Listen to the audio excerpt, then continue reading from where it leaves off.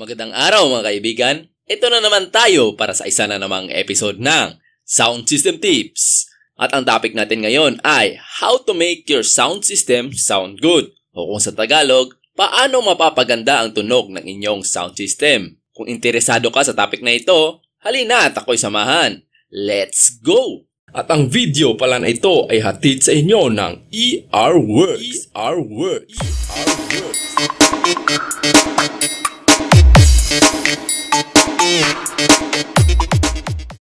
Paano mapapaganda ang tunog ng sound system ko?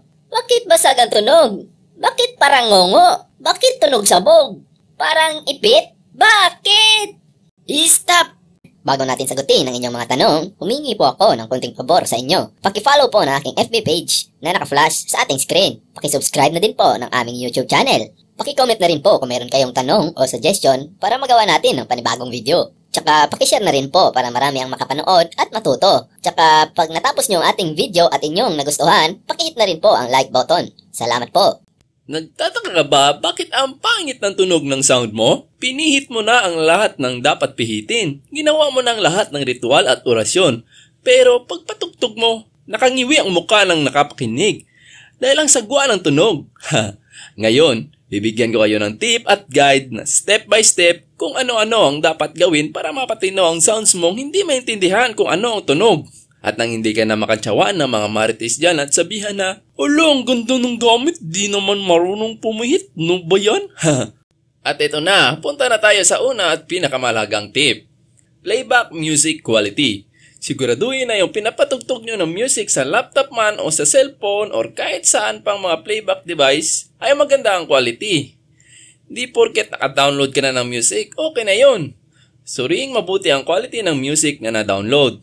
Dahil kahit gaano kaganda yung setup mo at gaano ka mamahalin yung mga gamit mo kung yung music na pinagtugtog mo ay mababa ang quality, nako, mas maganda pang tugtog ng radyo dyan.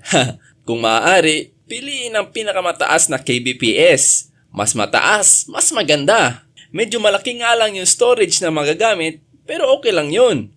Huwag mo nang isaalang-alang yung quality kesa sa storage. Huwag mong i-download yung mababa pa sa 192 kbps kasi ang tunog nun para kang bumalik sa panahon ni Kupong-Kupong. Pero may mga lumang music na sadyang mababa talaga ang quality. Meron ding mga app na pwede mag-enhance ng quality ng music. Pero pag wala na talagang choice, ano pang magagawa natin? Ngayon, meron ako ditong example ng music clip. Yung isa, yung mataas yung quality, nasa 256 kbps. At yung isa, mababa yung quality, nasa 40 kbps. Parehas lang po yung music na ito, pero yung pinagkaiba nila ay yung quality. Ito po, pakinggan nyo. Simula tayo sa high quality, yung 256 kbps. At kung maaari, gumamit kayo ng headphone para marinig nyo ng maigi.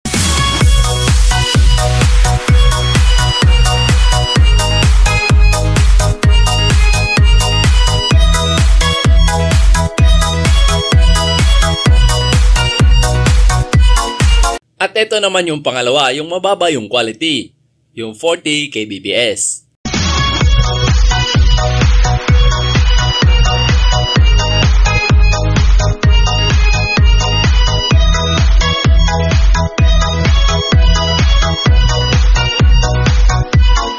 Oh ha?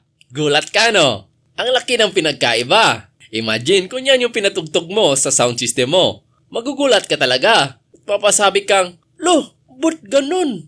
Maganda naman to kanina." Tapos nataranta ka na. Pihit ka na ng pihit kung kahit ano na lang na pinihit mo. Di nagulo na yung setup mo. Hindi mo alam, sa quality pala ng music yung problema, hindi sa setup mo. Kung wala ka pang music at gusto mo ng high quality na music for all occasions, pwede kang bumili sa akin, sa Shopee or sa FB. Pakiclick na lang po yung link na nasa description. Siyempre pag subscriber, may discount yan. At ang susunod na tip ay, bumili ka ng magandang quality na connectors. Kahit maganda na yung music quality mo at maganda yung mga gamit mo, pero yung connector mo yung tig-20 lang, naku po, isa din yan sa dahilan kung bakit di maganda yung tunog ng sounds mo. At kung minsan, kahit matisod lang nung ipis yung wire ng connector mo, mamamatay na yung tugtog. O luluwag, tapos makakarinig ka na lang ng rumaragasak na parang may nagluluto ng popcorn.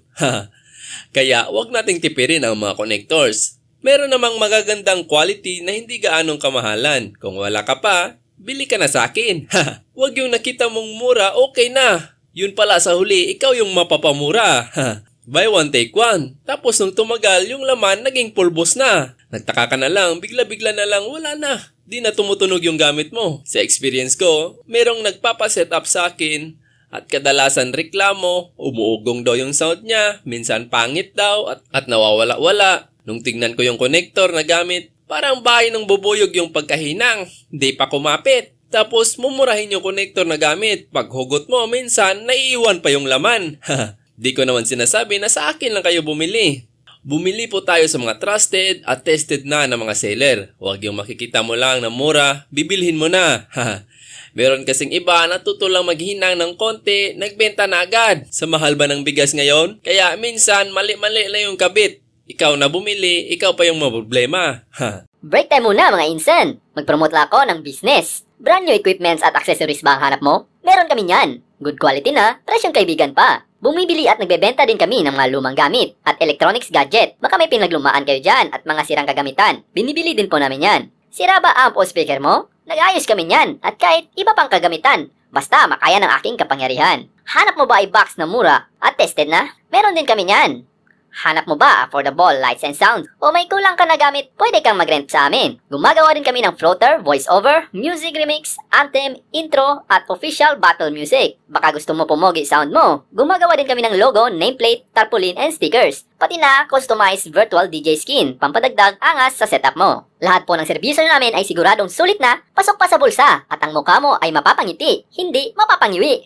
Kaya kung may nagustuhan kayo, PM lang ako sa aking FB account na naka-flash sa screen. At kung gusto mo COD nationwide, may shop din kami sa Shopee. Naka-flash din sa screen ngayon. Lagay ko na lang din yung link sa description. Salamat po. Dito na naman tayo sa susunod na tip. Diba okay na yung music quality mo? Okay na din yung connector mo. Kaso, overdrive naman yung system mo. Ganun pa rin. Pangit pa rin ang tunog. Parang sabog at basag. At parang mawawasak na yung speaker mo. Dahil yan sa maling pag-set ng gain at volume sa bawat gadget mo.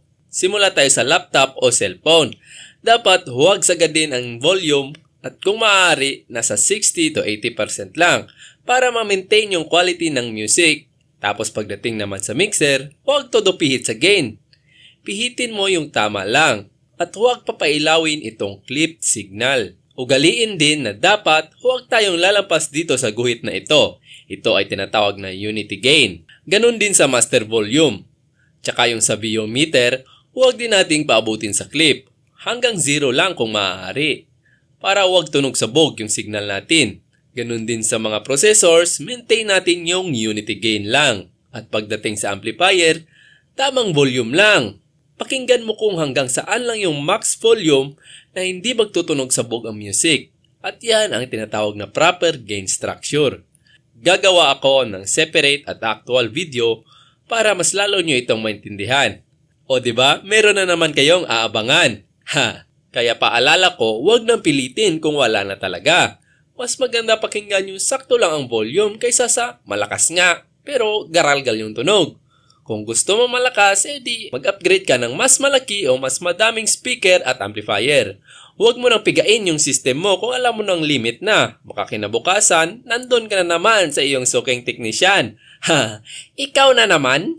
At yan po yung mga simpleng tip na kung inyong susundin at i-apply sa inyong sound, ay siguradong makakatulong sa pagpapaganda ng tunog ng inyong sound system.